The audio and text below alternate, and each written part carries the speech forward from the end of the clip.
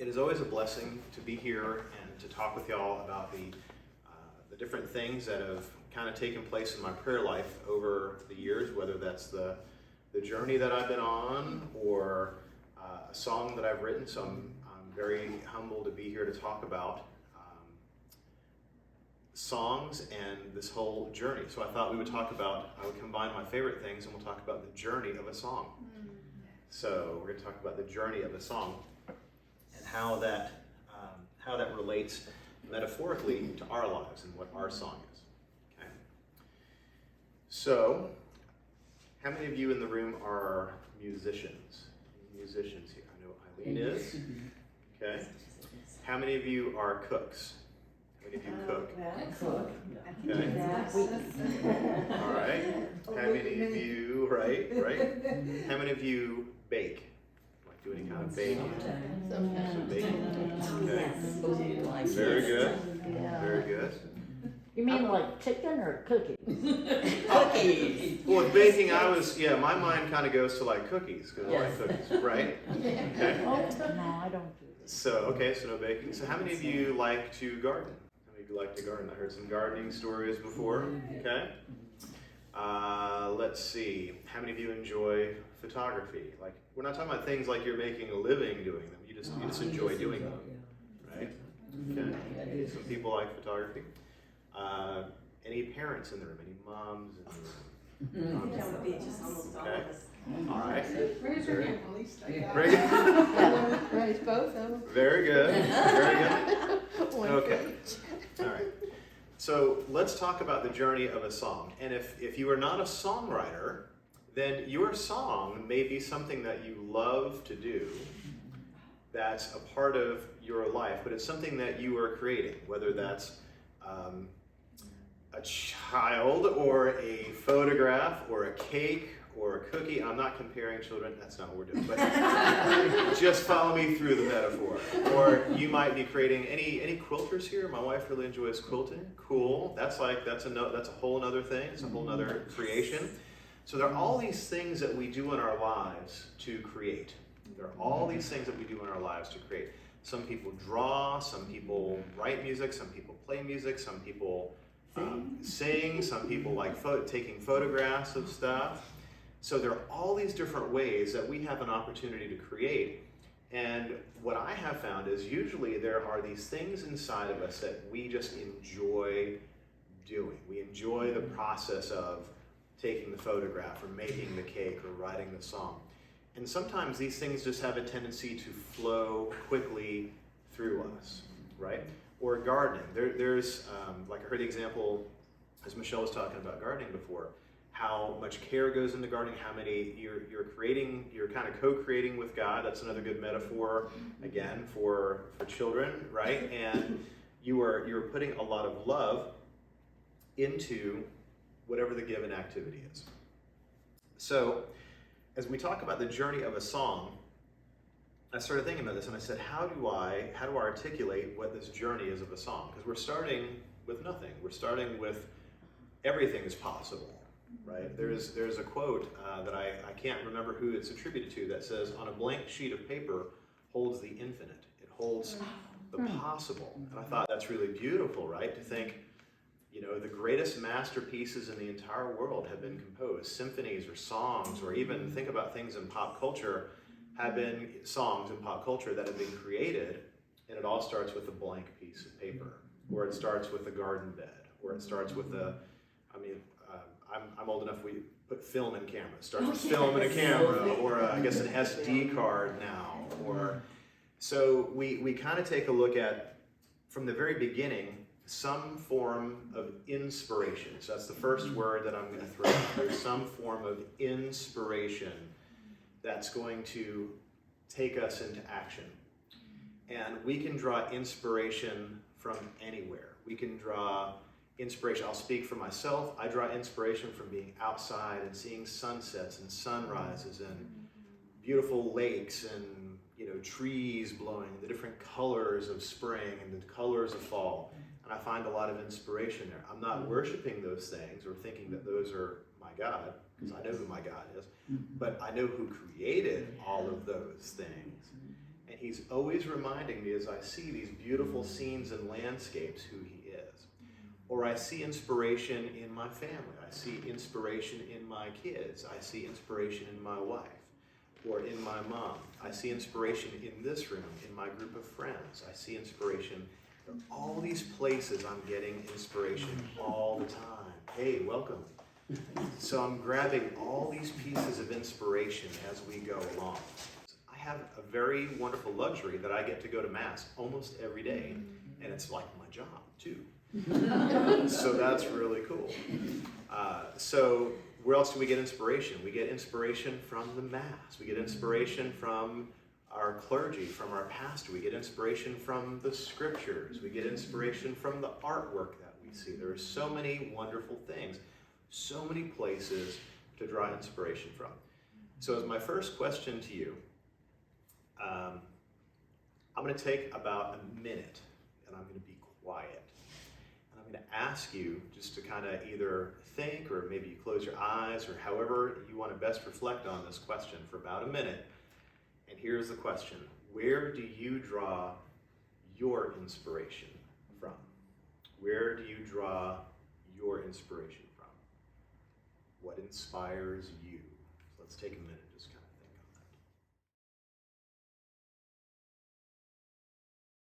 that. Okay, that's about 2 Hail Marys. It's perfect. All right. So I'm going to share with you a photo. This is a photo I took. You're going to notice it is from a moving vehicle. It was done very safely. You weren't driving. We're going to go with that. We're going to go with that. So back in, this photo was taken, now this is funny. There's actually a little lesson in this too. So like I shared, I receive a lot of inspiration when I see beautiful sunrise and sunsets and all these wonderful things that are in nature, because my God is an awesome artist. So I'm driving along near Hartsfield-Jackson Airport, and my memory of this photo was that it was taken in the morning. My memory of this photo is that it was taken in the morning. So I'm driving along, and it's in grayscale here because I have a great black and white printer. But the funny thing about it is there was this beautiful, what I thought was a sunrise coming through, just peeking through these clouds. It was very gray that morning. You ever just seen one of those mornings where everything's just like gray? The concrete's gray, my car is gray, everything is gray, there are a lot of clouds. And I saw this beautiful scene, and there was nobody anywhere around me. And I might have quickly grabbed my phone and went, grab the phone. So I'm going to pass this around real quick. This is something that inspired me. And as I was driving, I felt like in that moment, I don't know exactly what the Lord was saying to me, but this moment spoke to me. I'm going to show you real quick. Make this as big as I can. That's totally okay that happened. You kind of see in color, it is kind of a gray kind of photo. I know you can't see a lot of detail here, but it was very gray. So I snapped this photo. I may have snapped 2 or 3 real quick. And I kept going down the highway. And that illumination that happened just inspired me. And I was like, wow, look at the Lord speaking to me with this beautiful sun that's coming through the clouds, and it kind of lifted my spirits. And I'm like, this is just great. And then like we all do, I took my phone that I didn't take a picture with, and I just kind of put it away. And a few weeks later, at the time I was in school, and I was taking a songwriting class. So I went to school, I went back to school back around 2015, and I'm in a songwriting class with a wonderful professor named Sarah Brindell, amazing musician, and I was learning a lot. So one of the things about this class was we had an assignment every week. So I was always looking for sources of inspiration because I had to write something every week and turn it in for a grade. Okay. So the Lord spoke to me through that photo, and we're just going to capture that moment real quick and say, the Lord spoke to Greg in that moment, and he captured a photo of it. So a few minutes ago we were talking about, I asked you to reflect on where are you drawing your inspiration from? Did everyone kind of come up with something where you're drawing some inspiration from? Yeah? Okay. So now I'm going to ask a follow-on question to that before we get into our next word. Thank you so much. Thank you. So we talked about what inspires you. And now the next question to follow that on before we move on to our next section is, how is the Lord speaking to you through that inspiration? How is the Lord speaking to you through that inspiration? You find something inspiring in your heart, the sound of the ocean, the sound of the waves, the sound of your children laughing, the sound of traffic, whatever inspires you. How is the Lord speaking to you through those moments of inspiration? So let's take just a minute. Let's bring the Lord into that inspiration and ask him how he's speaking to you. We'll take about a minute.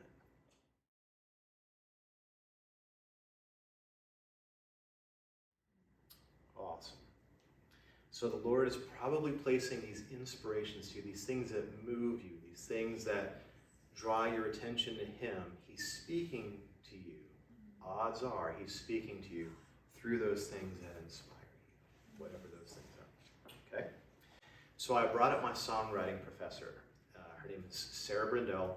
She is a brilliant musician, and she's one of these people that, as a musician, you're like, oh man, I wish I was more like Sarah. She just kind of inspires you to be a better musician, kind of musician. She's like a musician's musician.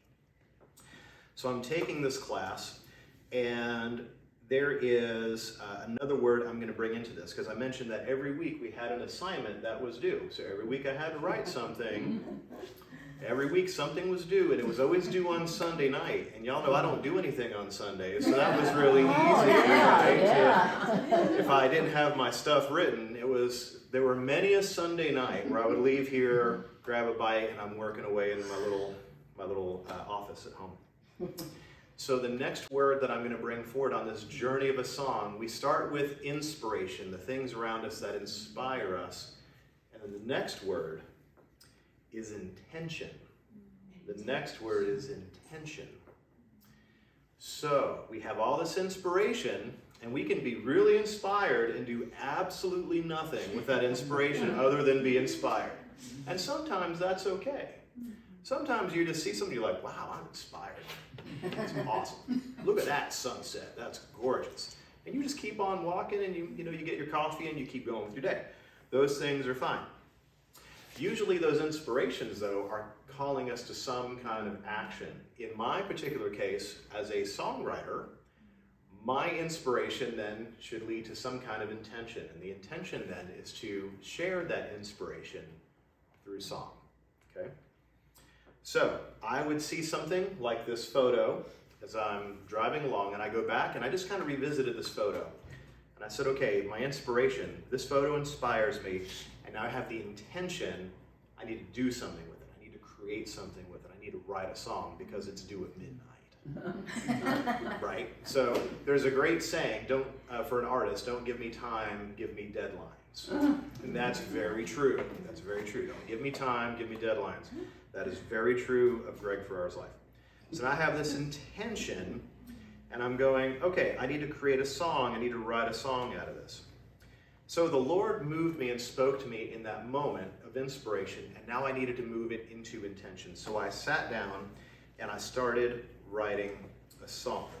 So here's a question for you to reflect on with regard to intention. With all the inspiration you have in your life, whatever those sources are, we've already talked about them, how is the Lord moving you to intention? How is the Lord moving you to intention? I'm going to give you a couple of thoughts. You might be moved with compassion if you see a family that needs something to eat, or if there's somebody that's in need.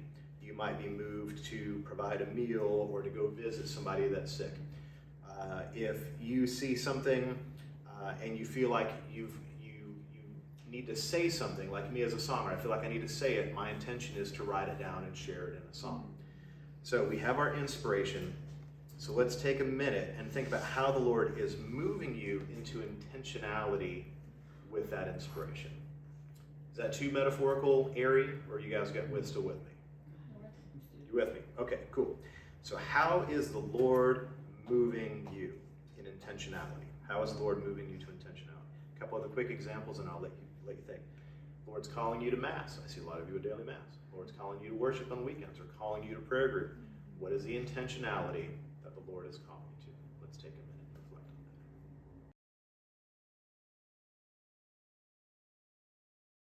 that. Awesome. So, aren't Hail Marys great for like figuring out a minute? Okay. So, as I'm going through this class, I have this assignment that's due. It's a songwriting class. I need to write a song. And there was a rubric that went with this particular assignment.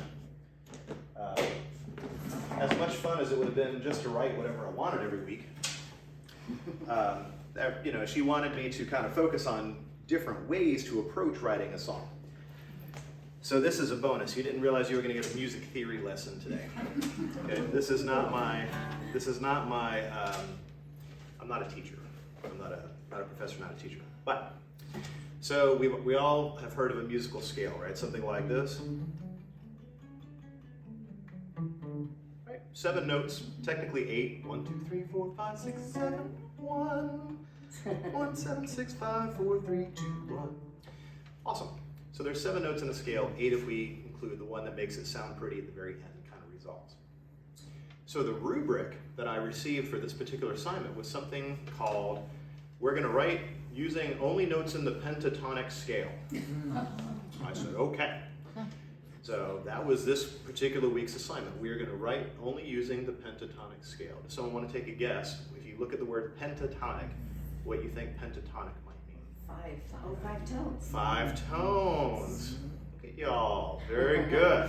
Very good. So there are only just 5 in that pentatonic scale? There are only 5 in this particular pentatonic scale. What was your question? Pentateuch from the Bible. That's right, Pentateuch, the first 5 books of the Bible. Yes. Exactly right, exactly. So now, I'm not going to nerd out, this is not a music lesson, but there is a major pentatonic scale and there is a minor pentatonic scale. Okay, so in this particular week, I think we were using the major pentatonic. I hope so, because I wrote something in the major pentatonic scale. So we take some of the notes out. So in the major pentatonic, let's see, there's 1, 2, 3, 5, 6. Yeah, I think I actually did that right. Cool. So there's 1, 2, 3, 5, 6, 5, 3, 2, 1, 1, 2, 3, 5, 6. So we're not using 4. Sorry, we're not using 4 or 7, major or minor. So, nerd stuff. Sorry, it just leaks out sometimes. 1, 2, 3, 5, 6, 5. 3, 2, 1. There we go. So that's my whole scale I'm working with. Oh, nope. There we go. I want to play that whole scale. That's what. So I'm like,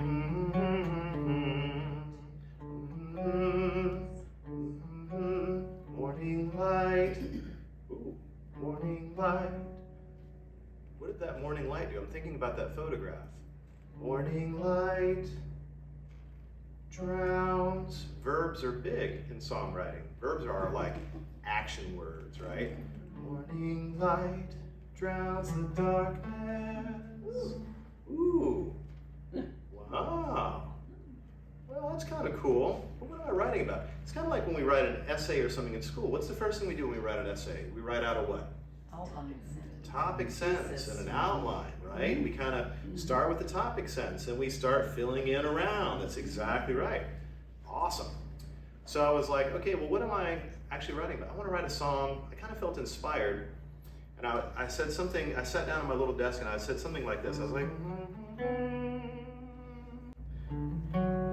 let your kingdom come. I'm like, oh, I know those words. Let your kingdom come. Let your kingdom come. Let your will be done. Promise it came together a little easier than this. So I started putting together these words. Let your kingdom come, let your will be done on earth as it is in heaven. I was like, oh, now we're on to something.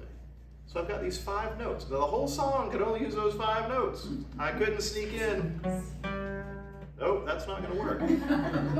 So I start developing and fleshing this out. The Lord was moving me in this moment. There are moments of writing, or there are moments of cooking, there are moments of photography, there are moments of parenting that happen so fluidly that it just kind of like, it just kind of rolls out, and you're kind of like, wow, that was amazing. I am brilliant. No, God is brilliant, right? So that's what's actually happening. But God is like working through us, and things just like flow out. And then there are moments in parenting and cooking and baking and songwriting where you got to really work at it. You're like sweating, and you're like going, oh man, what am I going to do? And sometimes it's both and. Sometimes it's both and. So as I was looking at this and now bringing it back to us, we started with inspiration. Now we're dealing with intention, because I have to get a song in by midnight in November of 2017. What I parallel that to on this journey of a song, or our journey of our lives with the Lord, is the Lord, God, is writing a story through you, through your creativity, through your inspiration, through your intention. The Lord God is writing a story. He's writing his story through you. He's writing your story with you. So that takes us through intention. So I'm going to go a little bit quicker and ask, what is the story God is writing in your life today? We'll take one Hail Mary as I pray it, as y'all think about it.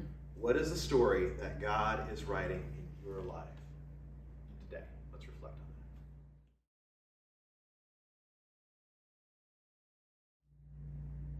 that. Okay. There's another word we use that I actually didn't get in a songwriting class. I got it in an entrepreneurship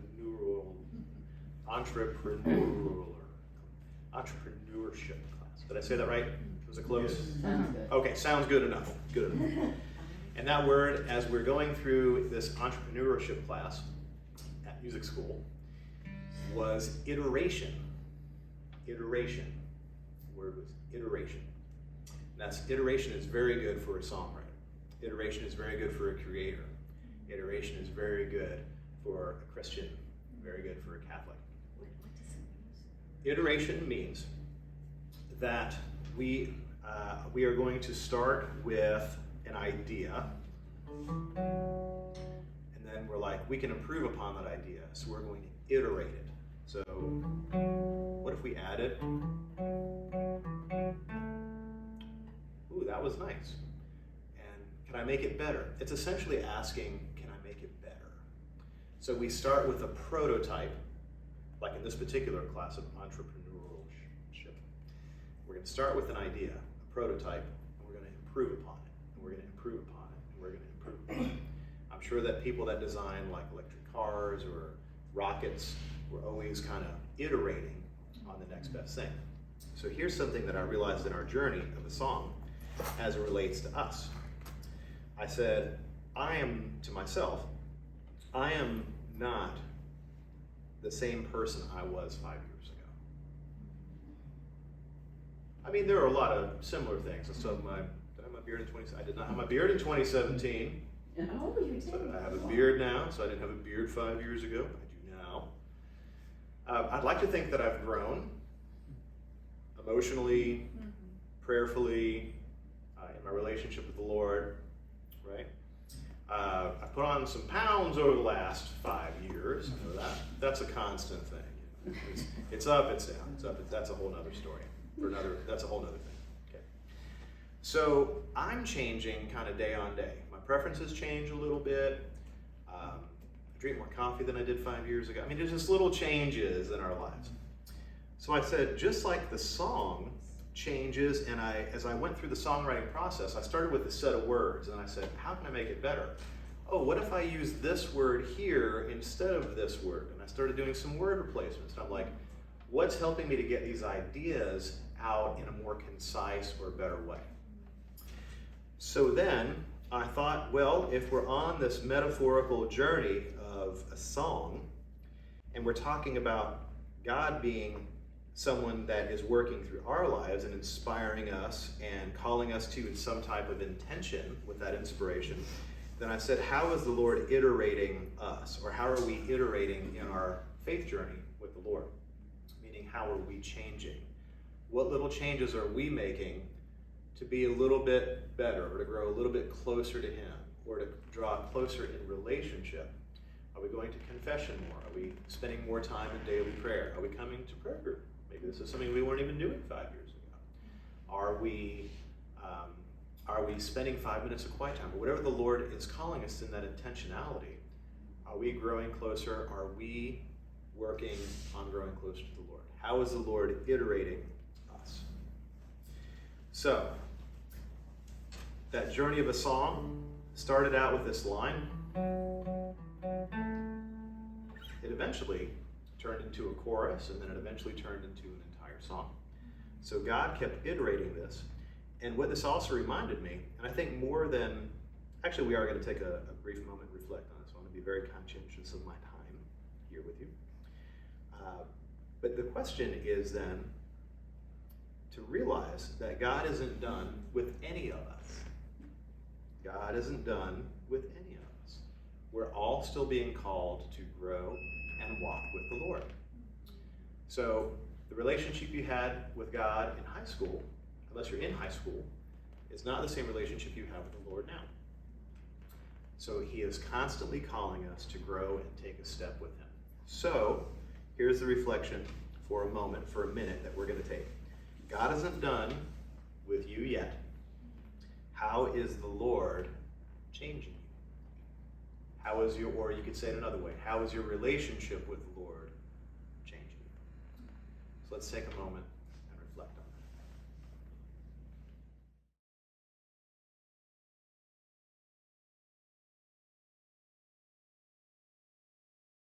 that. Doing great? Yeah. Okay. Good. So I did bring some things so you could kind of hear little pieces of iteration. We'll just reflect on this for a minute. So I kind of brought some show and tell stuff, or listen and hear and tell. There. So I'm going to share with you some of the things that I do as a songwriter are fun, and some of them are pretty, and some of them are dorky. I just got to write it and put it out there. Okay.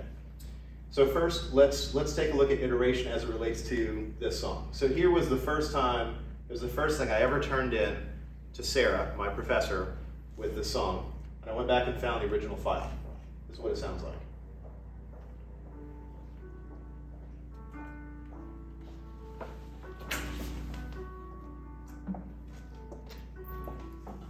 Hey, what is it? Can y'all hear this okay? A little bit.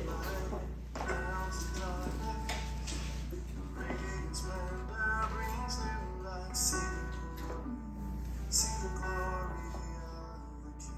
is me sitting at a little MIDI piano.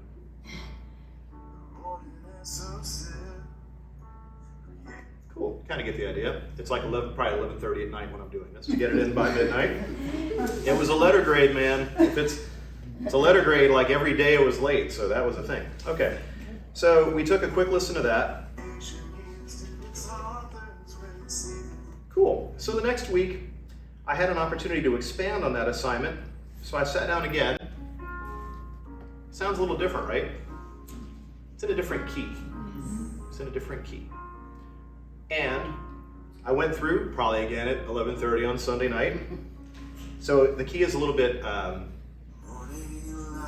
little lower. And I think the goal that particular week was to add a bridge. So that week I added in the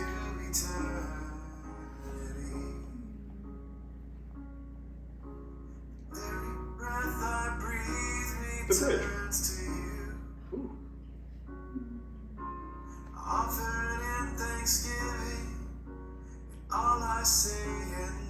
Ooh, you know what's really cool? There was a minor chord there. Sorry, I just totally nerded out. There was a minor chord I used that night that didn't actually make the final song, and I liked it. Really? Yeah. that. So I iterated in the wrong direction. I actually really like that minor chord. So very cool. Well, readdress that later. Anyway, so that's just an example of iteration. So the first week we write a song, and she's like, add a bridge. And I'm like, man, I had a great song. Where am I going to come up with a bridge? So I was like, let's see, my relationship with God, I praise you, my breath. The very breath I breathe. And it needs to do something different musically. The very breath I breathe. So I used a chord that's not in that key. Returns to you. I was like, cool. And I recorded that and sent it in to Sarah. I think I did pretty well. So God is still working on us. God isn't done with any of us. We're still here in this life, and He's going to continue breathing life in us and changing us and giving us opportunities to change and draw closer to Him. So thank you for that very, very odd lesson in iteration. And then the last thing in the journey of a song, so we've been inspired, we've come forward with some intentionality like a deadline and a letter grade, and we've written a song, and we've explored how the Lord is moving us, we've explored how the Lord is speaking to us through inspiration, moving us with intention, changing us with iteration. And then there's one more part of the song process that I think is the hardest for me in particular. And this was not an I word, this is an S word. And that word is to surrender. That word is to surrender. So what does that look like as a songwriter? That means that the songs that I write that have an intentionality of blessing other people in their faith journeys, I need to let them go. I need to finish them. I need to put them out into the world. Maybe not in a corporate way, maybe not even on like an iTunes or a YouTube or something like that. Sometimes I've written songs for specific people. I had a youth minister friend of mine that had, she shared with me and a couple of folks that we used to do I was a youth minister in a previous life 100 years ago. And she was really struggling. We had done like CLI and stuff together, and she was sharing with us. She was kind of getting bombarded. Her stuff going on in her marriage, stuff going on in her ministry, stuff going on with the kids, stuff going on everywhere. And we kind of received some of this news, and I was like, Lord, please pray for this particular youth minister. Please just bless her, give her some shield and protection. And as I sat down in my little studio, I started just praying, Lord, please send grace down on her. So I started writing, grace fall down from heaven, oh, grace fall down on me. And that song was birthed for a particular youth minister, and it just sat there in my computer. I mean, I sent it to her. I was like, here, man, I hope this blesses you. I hope this is something that gives you a voice to pray with. So that's what that song was. It was designed to be a song of prayer for her. And it sat there, and it sat there, and it sat there. And then fast forward a couple of years, and I was working on a project with Geneva Tide here, and she had heard the song. She's like, that should be the theme of the album. I was like, what? Be the theme of the album. I said, that song it's never seen the light of day. I've never used it at Mass or prayer group. She said, that doesn't matter. We prayed about it, and it felt like the right thing. So we have to surrender it. We have to let that go. So we finish it, and we put it out in the world. Another quick sidebar story. I was doing a recording back in 2009. It was the first time I was trying to release a record of my own, other than a demo of a single song. I was trying to do like a record. And I had an opportunity to work with a guy in Atlanta by the name of Randy Bug. And Randy's a great producer here in Atlanta. He's worked with a lot of major Christian artists. I wasn't trying to make it big. I wasn't trying to do anything other than get this record done. And I had worked with Randy on another record for an artist that was here at this parish. So he had produced that record for her, and I was part of that process. So I knew Randy, and I was working with him to try to get some technical things done on my record. And I'm sitting there, and we're sitting in the studio, and it's exactly what you picture, like from TV and movies. You have this big recording console, big speakers, and we're listening to the song. And Randy's doing his thing. He's kind of mixing and putting all the sounds together and balancing everything. And I'm like, Randy, I don't like the way the snare drum sounds. The snare drum's the thing that we hear in the records. Boom, it's a snare drum, right? I'm like, I don't like the way the snare sounds. He's like, okay. He's a real patient guy. He's a real patient guy. Real patient. He's like, okay, Greg. And we're working. I'm like, Randy, I really don't like that snare drum. He's like, okay, well, what are you trying to make it sound? I said, you need it to sound more snappy. I need it more snap. He's like, okay. And real patient guy. He's like, okay, Greg. And he's trying to make it more snappy. 10 minutes goes by and I said, Randy, he said, okay. He said, Greg, he said, I need you to listen to me. He said, it doesn't matter. And I was like, whoa, right. Like, what do you mean it doesn't matter? I think I actually said that. I was like, what do you mean it doesn't matter? And he said, Greg, he said, it doesn't matter what the snare drum sounds like on your record. I said, Randy, I don't understand what you're trying to tell me. Randy's been producing music for a long, long time. He's produced a lot of music for people you've played if you listen to J93 and The Fish and all that stuff. And I'm sitting there going, why is he telling, in my head I'm going, what is he telling me that the sound of my snare drum doesn't matter? And I said, Randy, I'm not getting it. I don't understand why the sound is important. He said, but it doesn't matter because the song is not for you. And I said, what? He said, your music is not for you. Your music is for other people. And I was like, wow. And as I was preparing for tonight, I said, wow. And I wrote down, your song isn't for you. Your quilting isn't necessarily for you. Your gardening isn't. I mean, these things fill us up as we're doing them, right? Whether we're writing a song or taking a photograph, those things fill us up. And we enjoy the art of doing them. But they're probably usually not always for us. Our song, whatever that love song is that we're creating, that stuff that we're creating, it's usually to bless other people. So in the metaphorical sense of what Randy was trying to tell me, was kind of, you can get over yourself a little bit. He was real gentle about it. I mean, Randy loves me. It was very mentory and encouraging and like loving on me. He's like, the snare drum doesn't matter. The song blessing somebody is what's going to matter. And that's something I wanted to take into this talk tonight. So this is the final part of the reflection that I'm going to ask us to kind of think on for a second. We've talked about our inspiration, how we take that with intentionality, how we kind of iterate and change that over time. And then the last part is, how do we surrender that so it blesses other people? What are the things we're having a hard time surrendering to bless other people? So let's take just a minute and reflect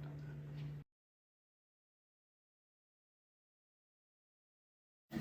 So the funny part about this whole journey of the song is the song that I released, the song I was kind of mocking up tonight as we were talking, that's been sitting 90% done on my hard drive since 2019. It just sat there. It just sat there.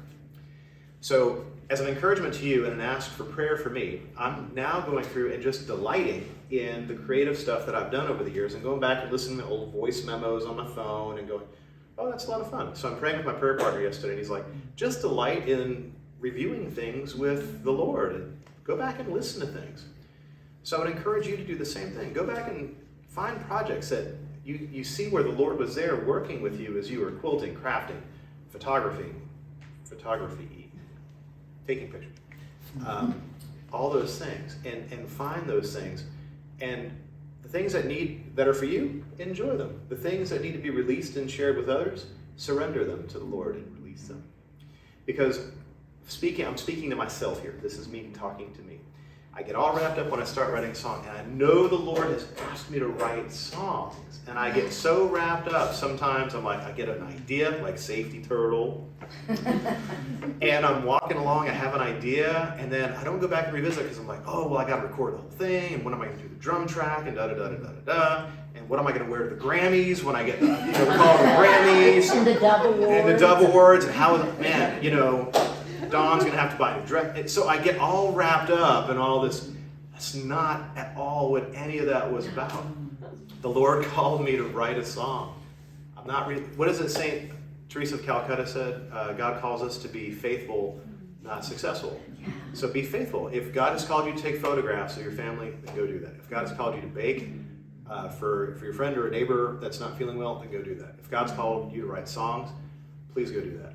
And don't worry about the results, just worry about being faithful to what the Lord is asking us to do. Surrender the results to God, whether that's at the smallest, what seems like the smallest, tiniest little level. God's going to do great things, and we're not going to worry about the results. Final thought as I close. This morning at Mass, some of you were there at Mass this morning, and this blew my mind as a songwriter. Ready? So today is the feast memorial of Saint Joachim and Anne, the parents of Mary. And Father Murphy was talking about this whole idea. They had this baby girl.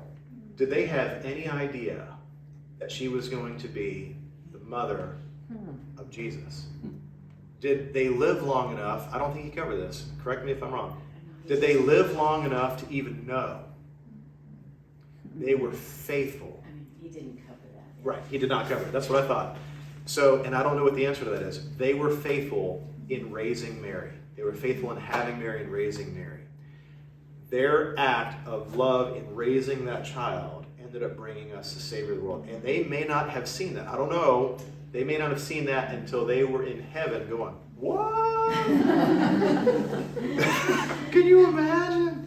So be faithful to those things that God is asking you to do, especially these creative things and these moments where God is calling you into something. So thank you for walking with me through the journey of the song from inspiration to intention to iteration and surrendering those things to the world. And that's all I got. Thank you for having me. Yeah.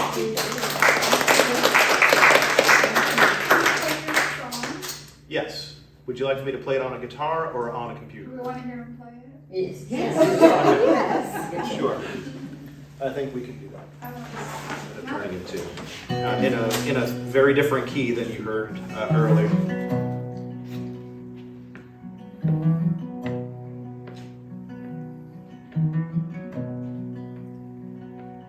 Morning light drowns the darkness.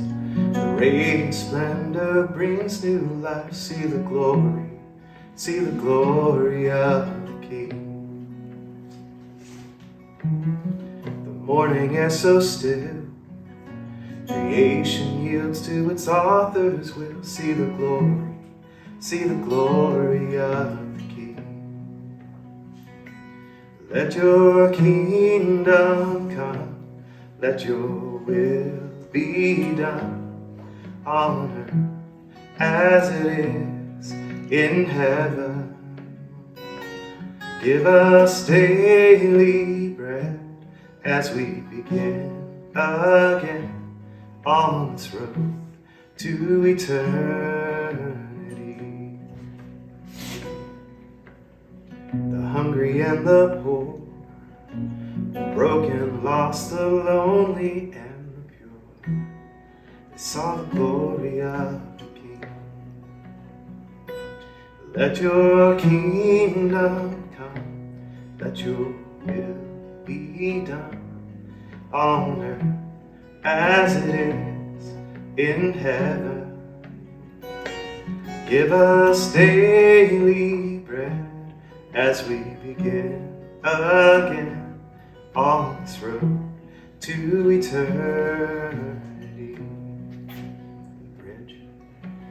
Every breath we breathe returns to you,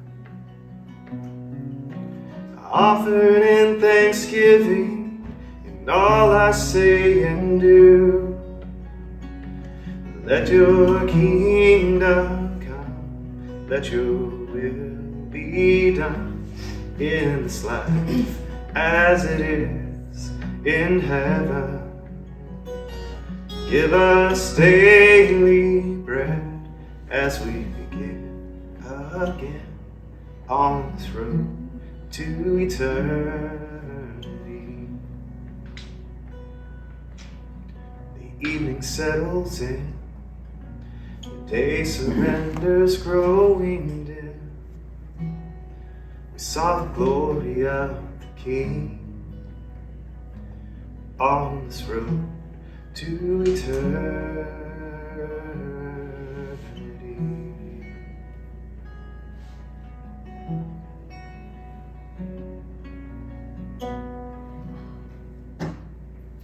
Beautiful. The hope for me has been very much that it's a song that blesses people. I'll share this very brief story. I feel like I'm way over time, and I'm so sorry. What encouraged me, am I way over? I am way over. Okay. In my writing, I forgot to mention this before, so I shared with you Sarah Brendel, as a writing professor. She's a pro writer, and she's an amazing arranger. And so I'm turning in assignments. Here's an assignment, here's an assignment, here's an assignment. I write a lot of love songs. I like, here's a love song, here's another love song. Oh, here's this song. And then I turned this in, and she was like, wow. And she kind of came back and said this and that, and it worked well with the rubric like we were talking about before. This is great. And then I had her again for a song, for a class called Arranging for Songwriters. So now we're like fleshing out the song and putting all the drums and the stuff. And we had this assignment of producing out our song. And again, it's probably Sunday night. It's just my life, y'all. Y'all know me. You've known me for a long time. Sunday night, I've got a deadline. I'm running around my little studio downstairs with a microphone, like a single microphone.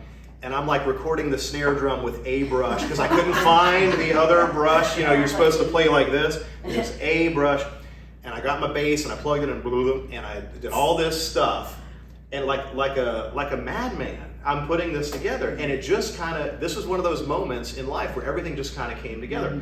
And I mixed it all together real quick. I got it in probably 10 minutes before midnight, went to bed. And then we would always get this feedback on Wednesday about the song. And Sarah was always super encouraging. She made me feel like a songwriter. You know what I mean? She was one of these people, very encouraging to me, made me feel like an on-campus student. I was here at my campus. The school I went to is up in the Northeast, but I always felt like I was a part of the community. And there was just this moment where, so she would do a video of feedback. And I put the song out there, and I felt like, I thought, wow, I think I'm pretty happy with it, which is not always a feeling I get as a writer. I'm pretty happy with this. And I'm going, oh, cool. And I sent it in. And when she popped on for the video conference, for the feedback that she had recorded, she was just staring at her screen. She said, they know me as Francis at school. That's my first name, is Francis. So at school they knew me as Francis. And she said, Francis. And I could see like it did something. It connected something. You know what I mean? Mm-hmm. There was a moment, and I was like, whoa. So that's what I'm hoping for my friends that know me, that I work out with or I go running with, and all those people that hear this song.